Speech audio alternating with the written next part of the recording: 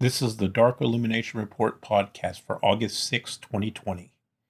And on today's episode, I'm going to be answering a question that comes from James, who asked, what direction should the altar be facing in a diabolism ritual? This is a Dark Illumination Report Extra with RJ Womack. Hi, everybody. Thanks for joining me for this episode of the podcast. I hope everybody's doing well. I hope everybody's week is going good so far. And as always, I thank you for being here. I'm your host, RJ Womack, aka Brother Nero, and this is the Dark Illumination Report podcast, the podcast where we promote the religious worship of Satan and demons as a serious faith and way of life, and we try to pass that knowledge on to young diabolists, both in knowledge and in age. So if you're interested in diabolism, I'm glad you're here. So today's question comes to us from James, who asked, what direction do I think an altar should be facing? And this is a common question. In fact, it's kind of surprising how common it is. And James is not the first person to ask it. I get asked it at least a couple of times a year. And most of the time, I would say that I've always put the altar in the south, but that's not because it has any specific meaning other than the fact that that was the direction most often associated with Satan in LaVeyan-styled rituals when I started out when I was younger, and it's just been a habit.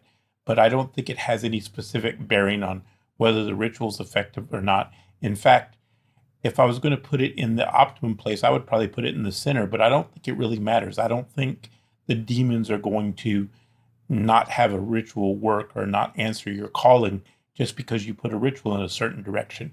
In fact, my altar's set up in the west right now, just because of the layout of the room that I'm in and because of the situation that I'm in. My altar's set up facing the west, up against the western wall. So, but that's not typical. Normally I would have it to the south, but like I said, I don't think it really matters. I don't think it's really that important. I think you should do what's important or what feels right to you.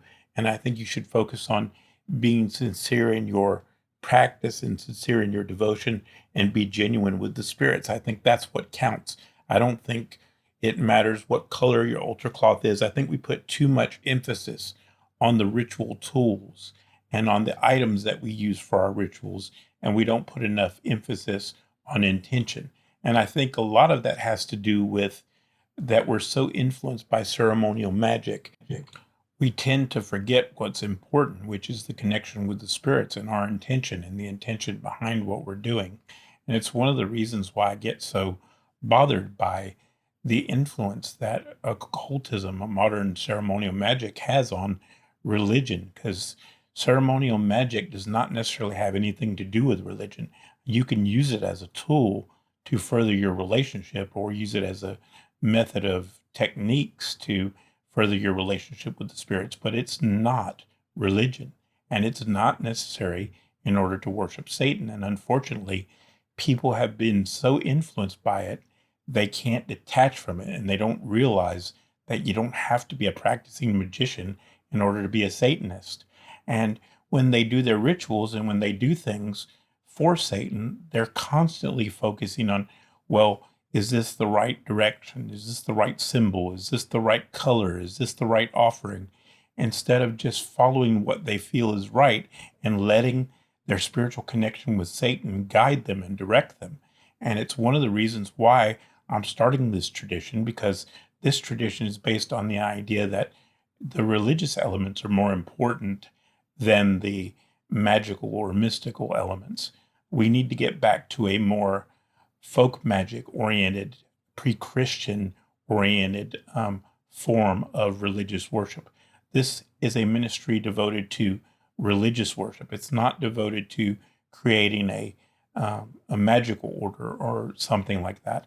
When I was young, I wasn't interested in Crowley. I wasn't interested in LaVey. I wasn't interested in the Golden Dawn. I was interested in worshiping Satan and being around people that worship Satan. I wanted to start a satanic church dedicated to worshiping Satan and honoring Satan in the way that I felt that he deserved.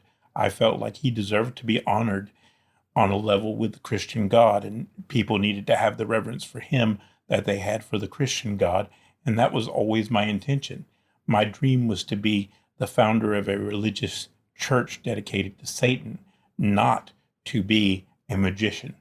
Magic never interested me beyond the fact that I wanted to use it as a technique or as a series of techniques to connect with my God and to connect with the spirit world. Anyway, that's it for today, guys. Take care. If you like the show, remember to tell somebody, remember to tweet it, remember to let people know on social media. Thank you for listening to the Dark Illumination Report podcast. For the latest news headlines, show information, and more, go to rjwomack.com.